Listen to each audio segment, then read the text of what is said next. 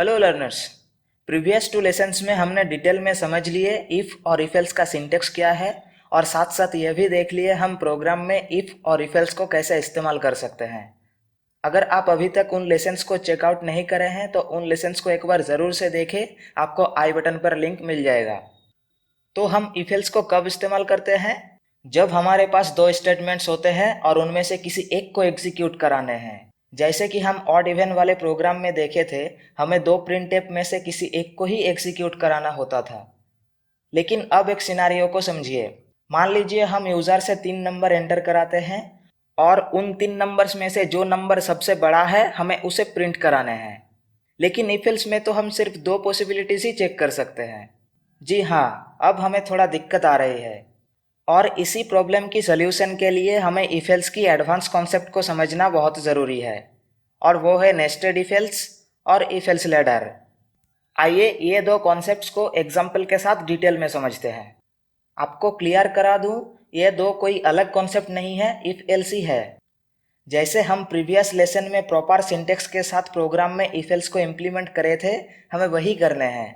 इन concepts को समझने से हमें पता चलेगा जब दो से ज़्यादा स्टेटमेंट्स में से हमें किसी एक को चूज करने हैं, तब हम इफ एल्स को कैसे स्मार्टली यूज़ करके अपना काम निकाल सकते हैं। तो आइए सबसे पहले समझते हैं नेस्टेड इफ एल्स क्या है। नेस्टेड इफ एल्स मतलब इफ एल्स की नेस्टिंग करना। हम इफ एल्स का सिंटेक्स ऑलरेडी समझ चुके हैं। यहाँ इफ का कंडीशन ट्रू होने से ये इफ वाला ब्लॉक चलेगा और यदि कंडीशन फॉल्स होते हैं तो ये एल्स वाला ब्लॉक चलते हैं। अब हम चाहे तो ये इफ ब्लॉक के अंदर भी एक और इफ एल्स को यूज़ कर सकते हैं। सिमिलरली एल्स ब्लॉक के अंदर भी अगेन इफ एल्स को यूज़ कर सकते हैं। हम ब्लॉक्स के अंदर ही अंदर अपने हिसाब से कितने भी इफ एल्स लिख सकते हैं। ये कॉन्सेप्ट को कहा जाता है इफ एल्स की नेस्टिंग करना। लेकिन इफ एल्स का नेस्टिंग करने से ये प्रोग्राम में एग्जीक्यूट कैसे होते हैं? तो समझिए, प्रोग्राम में इफ एल्स का यूज़ करने से कंपाइलर सबसे पहले कंडीशन चेक करता है। इसलिए यहाँ भी सबसे ऊपर में जो इफ है उसमें दिए गए कंडीशन को चेक किया जाएगा। अगर ये कंडीशन ट्रू होते हैं तो ये इफ वाला ब्लॉक एग्जीक्यूट होगा। यहाँ इफ के अंदर भी एक और इफ एल्स है, तो यहाँ भी सेम एग्जीक्यूशन प्रोसेस अप्लाई होंगे। मतलब अब इस इफ के अंदर जो कंडीशन है वो चेक किया जाएगा। अगर ट्रू होते हैं तो ये इफ वाला ब्लॉक एग्जीक्यूट होगा, नहीं तो ये एल्स वाला ब्लॉक एग्जीक्यूट होगा। कंडीशन ट्रू होने से ये इफ वाला ब्लॉक एग्जीक्यूट हुआ, मतलब ये एल्स तो पहले ही स्किप हो जाएगा। तो ऐसे होता है नेस्टेड इफ एल्स का execution. Process same to same if else जैसा ही है, लेकिन हमें यहाँ दो से ज़्यादा स्टेटमेंट्स में से किसी एक को चूज करने का ऑप्शन मिल जाता है। आइए नेस्टेड इफ एल्स को एक प्रोग्रामिंग एग्जाम्पल से अच्छे से समझते हैं। तो उसी प्रोग्राम को ही लेते हैं जो कि हम कुछ देर पहले डिस्कस किए। हम यूज़र से 3 नंबर एंटर करवाएंगे और उनमें से जो ग्रेटर नंबर होगा उसे हम प्रिंट करवाएंगे। तो यहाँ हम सबसे पहले 3 इंट वेरिएबल ले रहे हैं एक्स वाई जेड नाम से। अब नेक्स्ट लाइन में प्रिंटफ फंक्शन के अंदर लिख रहे हैं एंटर 3 नंबर्स। इससे यूज़र को पता चलेगा कि उन्हें 3 नंबर्स एंटर करने हैं। अब स्कैनफ फंक्शन के अंदर लिख रहे हैं 3 बार %d, मतलब %d और कोमा लगा के address of X, comma address of Y, comma address of Z. इससे यूज़र द्वारा एंटर किए गए वो 3 numbers X Y Z variable में स्टोर हो जाएंगे। अब हमें वो कोड्स लिखने हैं जिससे एग्जीक्यूट करते वक्त कंपाइलर ग्रेटर नंबर को आइडेंटिफाई कर सके और साथ साथ नंबर को स्क्रीन पर प्रिंट भी कर दे। चलिए प्रोग्राम में इम्प्लीमेंट करने से पहले लॉजिक को समझते हैं। कोई भी प्रोग्राम बनाने से पहले आपको लॉजिक क्रैक करना बहुत ही ज़रूरी है, क्योंकि वो पर्टिकुलर लॉजिक ही आपके प्रोग्राम का मेन हिस्सा है। आपके लॉजिक जितने अच्छे और अप्रोप्रिएट होंगे, प्रोग्राम भी आपके उतने अच्छे से एग्जीक्यूट हो पाएगा और एक्यूरेट आंसर भी आएगा। तो हमें यहाँ 3 नंबर्स में से सबसे बड़े वाले नंबर को आइडेंटिफाई करने हैं। हम कुछ ऐसा कर सकते हैं। सबसे पहले x ग्रेटर देन y को चेक करेंगे। यदि ट्रू आते हैं मतलब x y से बड़ा है, तो फर्दर एक और कंडीशन को चेक करेंगे x ग्रेटर देन z, मतलब x z से भी बड़ा है क्या। अगर इसका आंसर भी ट्रू आते हैं मतलब इंटरप्रिटेशन कुछ ऐसा हुआ, x y से भी बड़ा है और z से भी बड़ा है, मतलब x सबसे बड़ा हुआ, तो सिंपली हम x को प्रिंट करवा देंगे। लेकिन इस पहले वाले x greater than y condition का रिजल्ट यदि फॉल्स आते हैं मतलब x y से बड़ा नहीं है, तब फर्दर एक और कंडीशन को चेक करेंगे y ग्रेटर देन z। तब यदि इस कंडीशन का रिजल्ट ट्रू आते हैं मतलब y z से बड़ा है। और ऊपर वाले कंडीशन से हमें पता चला y x से भी बड़ा है, मतलब y दोनों से ही बड़ा नंबर हुआ, तब हम प्रिंट करवाएंगे y को।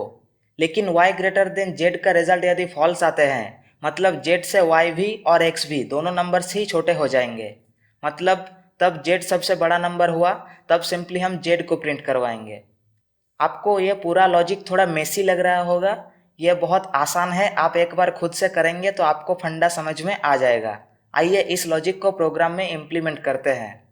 यहाँ हम सबसे पहले इफ के पैरेंथेसिस के अंदर लिख रहे हैं पहला कंडीशन, जो कि है x ग्रेटर देन y। यदि ट्रू होते हैं तो ये इफ ब्लॉक में आएंगे। अब यहाँ एक और इफ के पैरेंथेसिस के अंदर लिख रहे हैं x greater than z।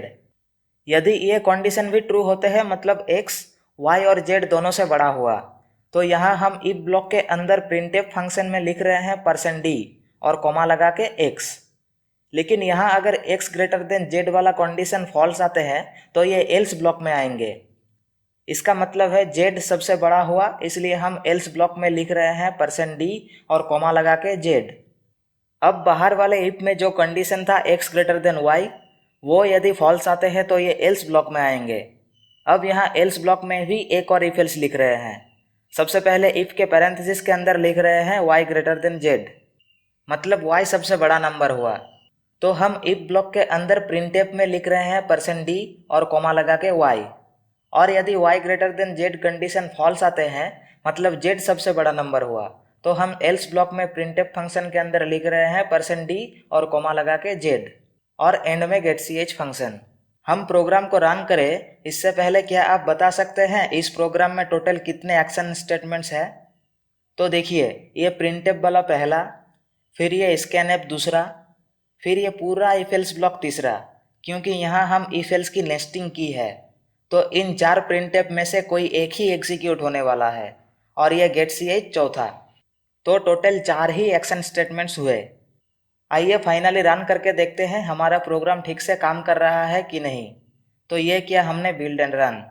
Enter 3 numbers, हम एंटर कर रहे हैं 10, 30 और 20। आप देख सकते हैं प्रिंट हुआ 30।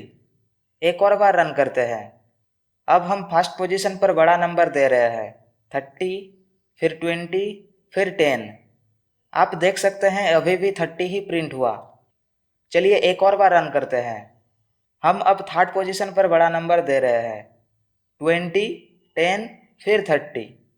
आप देख सकते हैं इस बार भी 30 ही प्रिंट हुआ। तो हम सभी पोजीशंस पर बड़ा नंबर डाल के देख लिए, हमेशा ग्रेटर नंबर ही प्रिंट हो रहा है।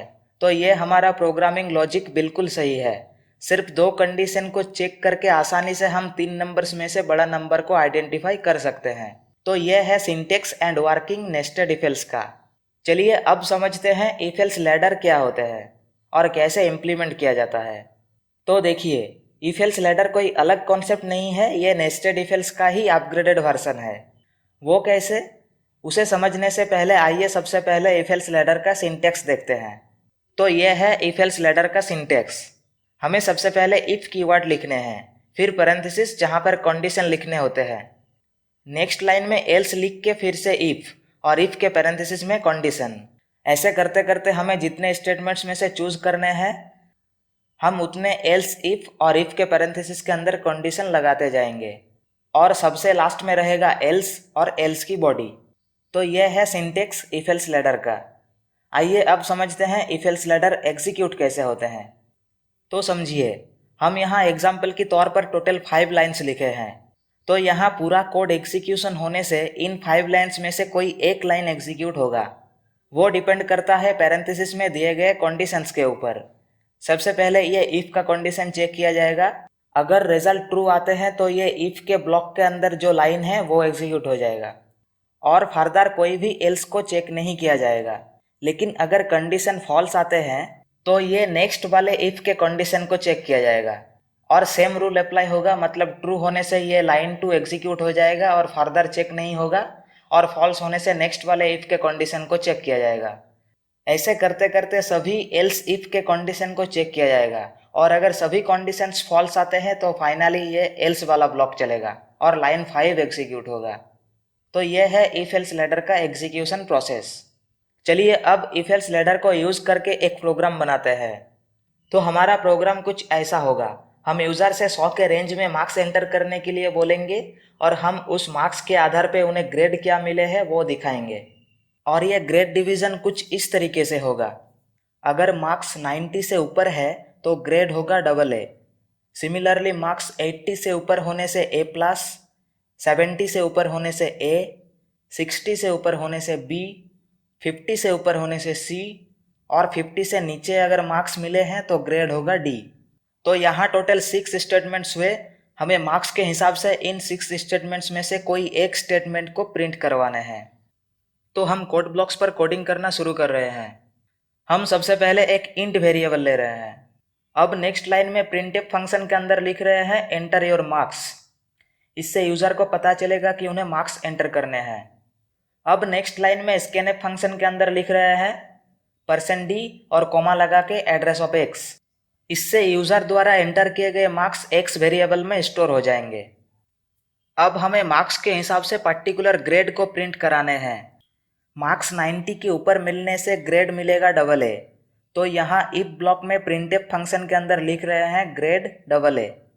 अब नेक्स्ट लाइन में एल्स इफ लिख रहे हैं और इफ के कंडीशन के तौर पर लिख रहे हैं x ग्रेटर देन 80।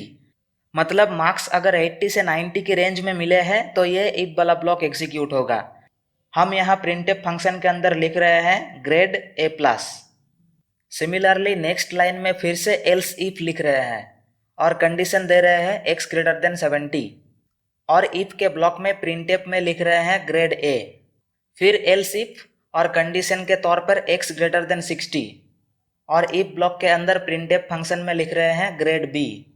फिर एल्स इफ और इफ के कंडीशन में दे रहे हैं x ग्रेटर देन 50। मतलब यदि मार्क्स 50 से 60 की रेंज में मिले हैं तो प्रिंटफ में लिख रहे हैं ग्रेड C। और फाइनली अगर मार्क्स 50 से कम मिले हैं तो ये एल्स वाला ब्लॉक चलेगा और ग्रेड मिलेगा D। प्रिंटफ में लिख रहे हैं ग्रेड D और एंड में getch फंक्शन। तो ये बन गया हमारा मार्क्स के बिहाफ पे ग्रेड चेक करने का एक सुंदर सा प्रोग्राम। आइए इस प्रोग्राम को रन करते हैं। ये हुआ build and run. Enter your marks, तो हम एंटर कर रहे हैं 65। एंटर किए गए मार्क्स 60 से 70 के रेंज में है, मतलब ग्रेड मिलने चाहिए B। तो आप देख सकते हैं प्रिंट हुआ ग्रेड B। आइए एक और बार रन करते हैं।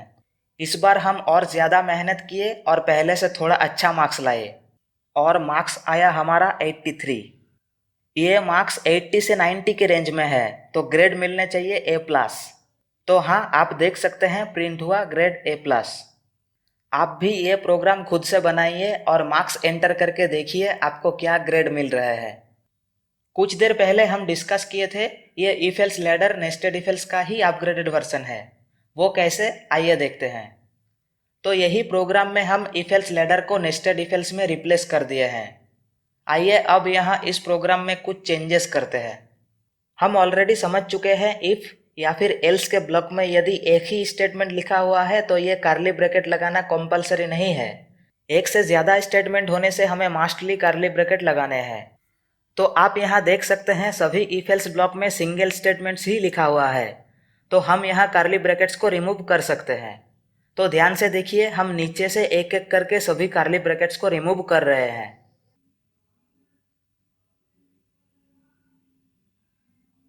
अब हमें कुछ ऐसा कोड दिख रहा है।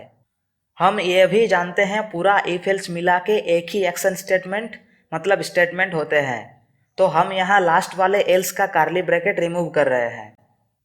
अब ये एल्स को देखिए, यहाँ भी एक ही इफ एल्स स्टेटमेंट है। यह है इफ और ये पूरा मिला के एल्स। तो यह भी एक ही स्टेटमेंट होने से हम यहाँ कर्ली ब्रैकेट्स को रिमूव कर सकते हैं। तो हम इस वाले एल्स के कर्ली ब्रैकेट्स को भी रिमूव कर रहे हैं। सिमिलरली अब ये एल्स ब्लॉक में देखिए, यह है इफ और ये पूरा एल्स, मतलब यहाँ भी एक ही इफ एल्स स्टेटमेंट है, तो हम कर्ली ब्रैकेट्स को रिमूव कर सकते हैं। यह कर दिया रिमूव। सिमिलरली ये एल्स ब्लॉक में भी एक ही इफ एल्स स्टेटमेंट है, यह है इफ और ये पूरा एल्स, तो हम ये वाले एल्स का कर्ली ब्रैकेट्स भी रिमूव कर सकते हैं। ये कर दिया रिमूव। तो फाइनली रूल्स को मानते हुए हम सारे कर्ली ब्रैकेट्स को रिमूव किए और हमारे पास कुछ ऐसा कोड बचा। अब देखिए, हम यहाँ गैप रखें या नहीं ये हमारी मर्जी है, क्योंकि ये पूरा एक ही इफ एल्स स्टेटमेंट है। यह है इफ और ये पूरा मिला के एल्स। तो हम एल्स के बाद जो गैप है उन्हें रिमूव कर रहे हैं।